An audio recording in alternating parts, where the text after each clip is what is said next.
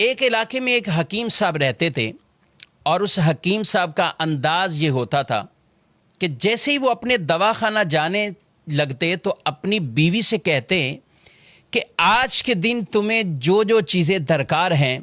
وہ ایک پرچے پر لکھ کر دے دو۔ اس کی اہلیہ وہ تمام چیزیں لکھ کر ان کو وہ چٹ تھما دیتی۔ وہ جاتے اور اپنے دواخانہ پر پہنچ کر جب وہ پرچہ سامنے رکھتے تو پھر ان کے سامنے ان کی قیمتوں کو لکھ دیتے اور ٹوٹل کرنے کے بعد وہ یہ کہتے، یا اللہ، میں ان اخراجات کی وجہ سے آج اس جگہ موجود ہوں اور تیری عبادت چھوڑ کر ہی اس لیے آیا ہوں کہ میرے گھر کے یہ اخراجات پورے ہوں، اور جیسے یہ میری ضرورت پوری ہوگی میں اپنے اس دکان کو بند کر کے دوبارہ تیری عبادت میں مشغول ہونے کے لیے چلا جاؤں گا۔ یہ معاملہ اس کا چلتا رہا۔ ایک دن تو عجیب ہی معاملہ ہوا کہ جب دواخانہ پہنچے، پرچے کو سامنے رکھا، چٹ کو دیکھتے جا رہے ہیں، کہیں دودھ اور چینی اور گھر کے دیگر ضروریات کا تذکرہ ہے، لیکن لکھتے لکھتے ان کی بیوی نے سب سے آخر میں لکھا کہ بیٹی کا جہیز کا سامان۔ یہ پڑھتے ہی وہ گویا کہ دن میں ہی انہیں تارے نظر آنے لگ گئے اور وہ کچھ کھو گئے کہ یہ کیسے ہوگا۔ لیکن سب قیمتوں کو وہ لکھتے لکھتے جب اس جملے پر پہنچے تو حکیم صاحب نے آگے تحریر کیا کہ یہ اللہ کے کام ہیں، اللہ ہی جانے۔ حکیم صاحب نے یہ جملہ لکھا اور دواخانہ پہ جو مریض موجود تھے ان کو دوائیاں دینا شروع کی۔ ابھی ایک دو آدمیوں سے ہی فارغ ہوئے تھے کہ اچانک حکیم صاحب کے مطب کے سامنے ایک بڑی کار آ کر رکتی ہے اور اس میں سے ایک سوٹ بوٹ، ایک خوبصورت لباس پہنے ہوا آدمی کار سے باہر نکلتا ہے اور وہ حکیم صاحب کے دواخانہ میں داخل ہو جاتا ہے۔ حکیم صاحب جیسے ہی اپنے مریضوں سے فارغ ہوئے تو اس کو کہنے لگے کہ بھائی اگر آپ کو دوا چاہیے تو میرے قریب آ جائیں، میں آپ کی نبض چیک کرتا ہوں، آپ کو دیکھ لیتا ہوں، اور اگر کسی اور مریض کے لیے چاہیے تو مجھے اس کے حالات بتائیں، کیفیت بتائیں۔ وہ آدمی کہنے لگا، حکیم صاحب شاید آپ نے مجھے پہچانا نہیں ہے۔ اور آپ کیسے پہچان سکتے ہیں؟ 15-16 سال کا عرصہ گزر گیا ہے۔ حکیم صاحب کچھ حیران سے ہوئے کہ آخر کون سے یہ راز سے پردہ اٹھانے والے ہیں۔ وہ آدمی کہنے لگا، آج سے 16 سال قبل آپ کی اسی دکان کے سامنے سے میرا گزر ہو رہا تھا اور یہی دکان کے قریب ہی ہماری گاڑی کا ٹائر پنچر ہوا اور میں باہر دھوپ میں کھڑا تھا۔ آپ نے دیکھا تو آپ نے کہا کہ اندر آئیے، اسٹول پر بیٹھ جائیں۔ میں اندر آیا، میں نے آپ کو دیکھا، لوگوں کو دوائیاں دے کر آپ اب فارغ بیٹھے ہیں۔ ایک چھوٹی سی بچی آپ کے پاس کھڑی اور آپ سے کہہ رہی تھی، بابا چلیے نا، بھوک لگی ہوئی ہے، چلیے گھر کو چلتے ہیں۔ آپ اسے کچھ ٹہلنے کا کہہ رہے تھے۔ میں نے سوچا میں ایسے ہی آپ کی دکان میں بیٹھا ہوں، چلو کوئی دوائی آپ سے کہہ دوں اور اسی بہانے کچھ آپ کو رقم دے دوں۔ میں نے آپ سے کہا کہ حکیم صاحب ہماری شادی کو 6 سال ہو چکے ہیں، ہم 6 سال کے اندر ابھی تک اولاد کی نعمت سے محروم ہیں، بہت سی ادویات کا ہم نے استعمال کیا ہے، لیکن اب کچھ مایوسی سی ہو رہی ہے۔ آپ میری طرف متوجہ ہوئے اور آپ نے کہا، بھائی اللہ کی رحمت سے نا امید نہیں ہونا چاہیے، اور دیکھو یہ دوائیاں جو کچھ بھی ہے جب اللہ چاہتا ہے تو ہی شفا ملتی ہے، جب اللہ کا حکم ہوتا ہے تو ہی ان دوائیوں کے اندر وہ اثر آتا ہے۔ آپ یہ باتیں بھی کرتے جا رہے تھے اور کچھ دوائیوں کی پڑیاں بھی آپ باندھتے جا رہے تھے۔ آپ کی گفتگو ختم ہوئی تو آپ نے مجھے 2 طرح کی دوائیاں میرے کھانے کے لیے، گھر والوں کے لیے دوائی دی، اور یہ دیتے ہوئے دعا بھی دی کہ اللہ نے چاہا تو اس میں اثر ہوگا اور آپ کو اللہ اولاد کی نعمت سے نوازے گا۔ میں نے کچھ پیسے نکالے، آپ سے پیسے پوچھے اور آپ کی طرف بڑھانے لگا تو آپ نے ایک جملہ کہا کہ نانا پیسے نہیں، آج کا کھاتہ کلیئر ہو چکا ہے، آج کھاتا بند ہو چکا ہے۔ میں کو سمجھا نہیں۔ قریب ہی بیٹھے ایک آدمی نے کہا، حکیم صاحب کی مراد یہ ہے کہ حکیم صاحب جب گھر سے آتے ہیں تو آتے ہی سامنے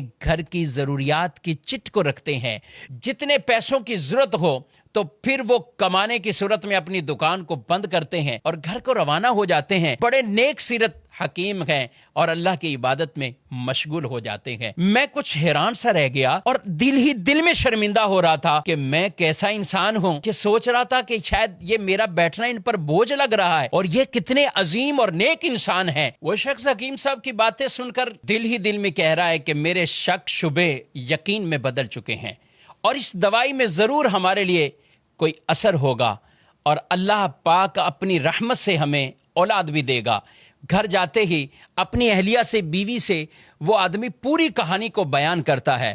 اس کی بیوی نے اسے کہا کہ ضرور وہ اللہ کا کوئی نیک بندہ ہے، وہ نیک انسان ہے، اس کی دی ہوئی اس دوائی کے اندر ضرور ہمارے لیے اثر ہوگا، کیوں نہ ہو یقینی کیفیت کے ساتھ ہم اسے استعمال کریں۔ کہاں ہم استعمال کرتے رہے۔ الحمدللہ اس وقت میں 3 بچوں کا والد ہوں اور یہ ہمارے لیے انتہائی خوشی کے لمحات ہیں۔ ہم آپ کو بہت دعاؤں میں یاد رکھتے ہیں اور جب بھی پاکستان آتا ہوں کوشش ہوتی کہ آپ سے ملاقات ہو جائے۔ آپ کے دواخانہ پہ جب بھی آیا ہوں پتہ یہی چلا ہے کہ آپ گھر کو جا چکے ہیں، اور کل ہی کسی نے بتایا حکیم صاحب کو ملنا ہے تو صبح 9 بجے آ جائیے۔ حکیم صاحب آج میں اسی وجہ سے 9 بجے ہی آ گیا ہوں، اور معاملہ یہ ہے کہ میں اور میری پوری فیملی ہم سارے انگلینڈ میں شفٹ ہو چکے ہیں۔ میری ایک بہن اور ان کی ایک بیٹی جو کہ یہیں پاکستان میں رہتے ہیں، اور میں اپنی بھانجی کی شادی کے سلسلے میں پاکستان آیا ہوا تھا، اور اسی بھانجی کی تمام تر شادی کے اخراجات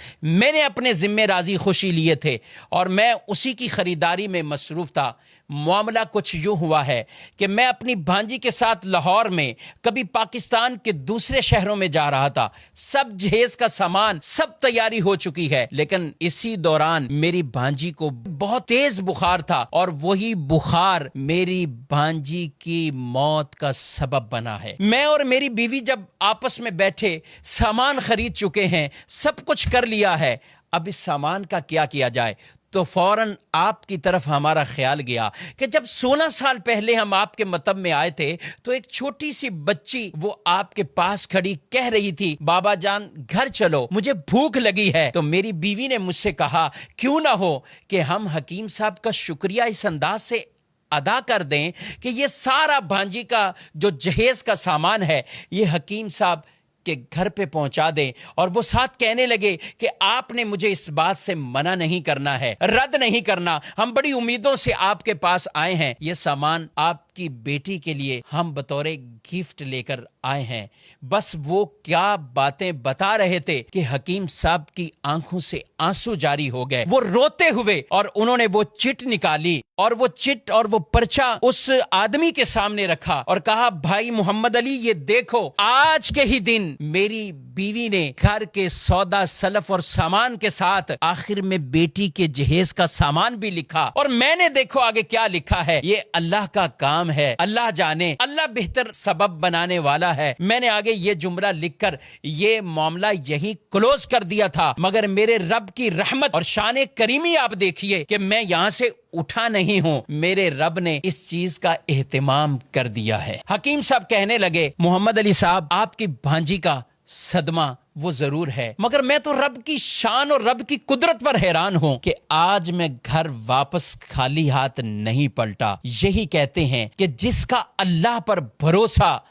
وہ مضبوط ہو جائے، توکل اور اعتماد مضبوط ہو جائے، پھر اللہ ان کے لیے اسباب پیدا فرماتا ہے۔ ہمیں بھی چاہیے حلال کمائیں، حلال کے لیے تگودو کرتے رہیں۔ رسول مکرم صلی اللہ علیہ وآلہ وسلم فرماتے ہیں کچھ گناہ ایسے ہیں کہ جنہیں نہ نماز ختم کرتی ہے نہ روزہ ختم کرتا ہے، ہاں روزی کی تمنا میں، روزی کی تلاش میں غم زدہ ہونا، یہ غم ان گناہوں کو ختم کر دیتا ہے۔ اور جب آدمی اللہ سے ڈرتے ہوئے رزق کی تلاش میں جاتا ہے، اللہ خود قرآن پاک میں ارشاد فرماتا ہے وَمَن يَتَّقِ اللَّهَ يَجْعَل لَّهُ مَخْرَجًا وَيَرْزُقْهُ مِنْ حَيْثُ لَا يَحْتَسِبُ، اور جو اللہ سے ڈرے اللہ اس کے لیے راستے پیدا فرماتا ہے اور اسے وہاں سے رزق دیتا ہے جہاں سے اسے گمان بھی نہیں ہوتا۔ اللہ رب العالمین ہم سب کو ایسا توکل،